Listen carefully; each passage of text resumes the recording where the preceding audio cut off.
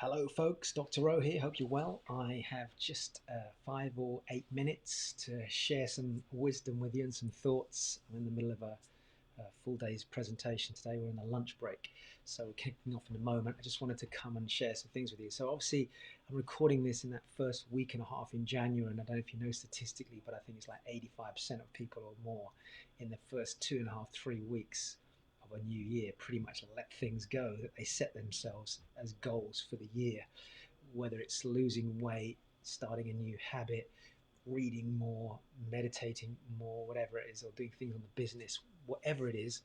Typically what happens is people go off the track. Now, one of the things that stops them doing that is distractions, and this image behind me I thought was really appropriate. Let me just duck down for a minute. How much do you see this? I mean, the last time I was traveling with my daughters, I took my eldest daughter and I said to her, just look at that over there. And we were waiting to go through the flights. So obviously they were going to open up the gates and let us onto the plane. And as we looked over, literally families, people, even with their kids, everyone just sat on phones. You go back 20 years, people would have been communicating, reading, maybe engaging in something together. This time it's just that. So I think we've evolved into a cultural behavior now where it is okay to be distracted. And I don't mean, oh yeah, it's all right, you can go ahead and be distracted. What I mean is it's kind of just morphed into that behavior pattern. Somebody picking up their phone to check it in the middle of a conversation, in the middle of a meeting, possibly waiting for it to start, or, you know, there's a moment where somebody goes to the toilet and instead of people stopping, engaging, being in the moment, picking things up, they go to their book, their bag, they pick up the phone, etc. I'm sure you understand what I'm talking about here. So there are many things that distract us, but that's just one of them digitally. But other things come down to basically lack of focus, lack of motivation, but also being bombarded with information. Right now, as I'm recording this, we've had all the issues going on with COVID. There's a new lockdown in the UK. There's lots of dispute going on about this online at the moment. Some people taking the side of pro-COVID. It's definitely a big issue. Other people saying, well, actually, yes, it's an issue, but is this the right way to manage it? Then you've got the US situation going on with the White House and all the provocation that's come from Donald Trump. There's that dialogue added to which schools for parents. How do we manage that? There's so many distractions now. And when people launch into a new year like this, there's a lot of aspiration. And I don't know if you noticed, but that shiny feeling that everybody had end of 2021, let's make this 2021 amazing. We're like 8 days in, and already there's kind of an edge gone from it. It's a little bit dulled now, and there isn't the same bubbly feeling. And a lot of people I'm hearing from are saying, well, I've just got a bit distracted. It's been such a busy week. Now, I've fallen into that myself by having a busy week, but it hasn't detracted me or distracted me from the main focus. So what I want to do is just share 4 things that I think would be incredibly useful for you. Number 1 is set your boundaries.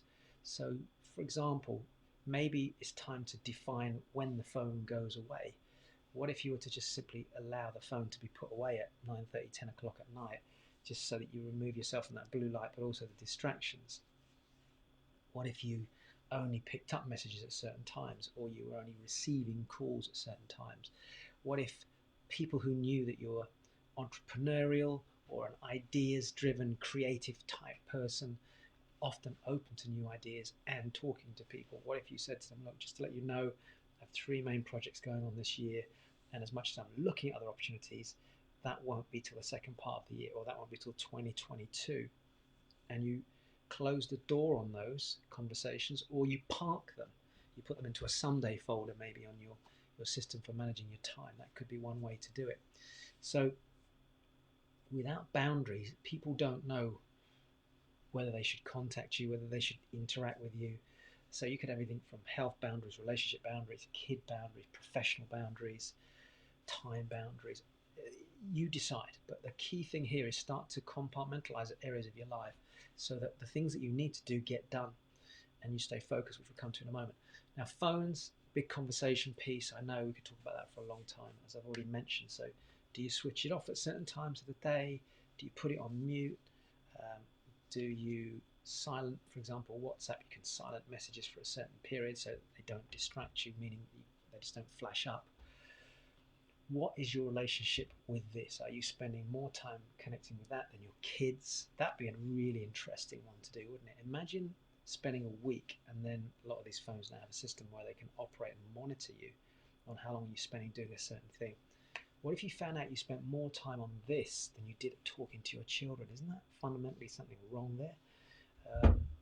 So all I'm saying is, think about the things that could bring into your line of sight anything that could be a distraction. So this is where we come back to focus now. So let's say you've got, I don't know if any of you have watched the time management series that we have, and those of you that Seekardo show, so if you follow the Seekardo show, you'll know that if you're a supporter of the Seekardo show, there's 2 or 3 different levels. It's not a lot of money, but people get access to a whole series of my videos and various things like that, depending on which level they go into. But one of them is time management, and it's really important this year to not take on too many things. That because it's been such a tough year, what I'm finding is a lot of people have got massive projects they're doing. I want to do this and that. 2021, we're going to make up for 2020 last year. And the trouble with that is you set yourself too many targets, and now you're running around like a blue-ass fly. And again, this is where you get distracted, you don't spend time with the family, but also you don't get to the results you're looking to achieve. So you've really got to narrow down and focus. And I can't tell you what to do. I can give you tools on how to do it. But at the moment, I think if you can get it down to, say, 3 core projects, as opposed to 6, for example, now you put more effort into those, you're more likely to get a result there with those 3 than you are with the 6. But again, that's down to your choice. But if there are cracks happening in your relationship, if there are cracks forming on a personal level, at home, and you are escaping, which is what some people are doing, from the house to the office or whatever it is to get out because of lockdown and everything else, and you're allowing yourself to be distracted, you won't get the results you need to get both in your work but on your personal life as well. So you might want to think family, kids, health and business, maybe put it to 4 categories, and then at least that gives you a chance to think about what your focus is in each of those areas. And then finally, structure. So what about putting a structure to your day so that you don't allow those distractions to come in? You have a certain time you look at emails, after which you don't look at any more emails till lunchtime. There's a certain time you read your messages. Potentially, that's a difficult one. That's probably the toughest one for everybody. Allocating some time for family, for exercise. And you form a structure where there's a pattern to what you do, and you get into a rhythm. Now, it is difficult, and I know for me certainly that's more challenging. With our house being renovated, so still being finished off at the moment. A lot of it stopped prior to Christmas, etc. There's a few things to finish off, so I know from our perspective we're moving things around, and that structure can be broken up. But if you can get an essential structure to a week, like we've agreed this year that there'll be certain nights that I'm definitely there to prepare food for the family and for the kids, whereas it's been a bit ad hoc the last 6 months. Whereas this time, if I have a bit more structure to it, it allows me to plan for it also my other half as well. And as funny as that may seem, it does actually help, because it gives the other person you're in a relationship with that space to go, okay, this is the evening I'm doing this, or this is the day I can go and do this, because now we have a pattern. And I think COVID has disrupted that a little bit with people's lives, obviously. Okay, so that's really the main message I want to get across. I'm just looking at my time. I've got to get back to my audience now. Hopefully that was useful. I do think it's important to check in on these things, because bad habits can creep in, distractions can creep in. You get to 3 months in and you go, oh, you know what, I know I was going to do it this year, but I'll just drop that now and let's just do this instead. And then you're going to live in regret at the end of the year. And particularly with the situation with the rules being changed around us at the moment in this country, certainly in the United Kingdom. So yeah, that's an important point to take on. Right, got to get myself sorted out. I shall see you on my next live. Have a great day.